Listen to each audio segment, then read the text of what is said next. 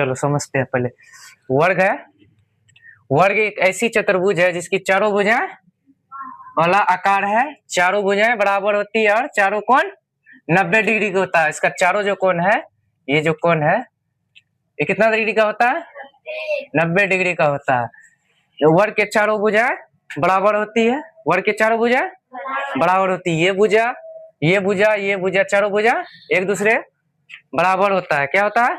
बराबर होता है। तो वर्ग की चारों भुजाएं बराबर होती है। फिर दूसरा विशेषता क्या है? वर्ग के चारों कोण 90 डिग्री का होता है। क्या होता है? 90 डिग्री का। ये जो कोण है ये 90 डिग्री का होता है। क्या होता है? 90 डिग्री का। वर्ग के दो विकर्ण होते हैं और दोनों बराबर होता है। वर्ग के कितने विकर्ण होते हैं?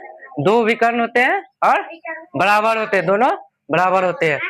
विकर्ण एक दूसरे को समकोण 90 डिग्री का काटता है। विकर्ण जो होता है तो समकोण काटता है कितना डिग्री का? 90 डिग्री का। तो उसी तरह हम लोग सूत्र पे आते हैं। सूत्र क्या है? वर्ग का क्षेत्रफल बराबर होता है भुजा गुना, वर्ग का क्षेत्रफल बराबर क्या होता है? भुजा गुना भुजा।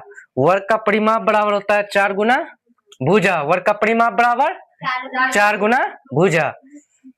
वर्ग का विकर्ण होता है कितना? भुजा √2 या √2 गुना भुजा। समझ में आया कि नहीं? अब इसी पे हम सवाल लेते हैं 5 गो, ठीक है?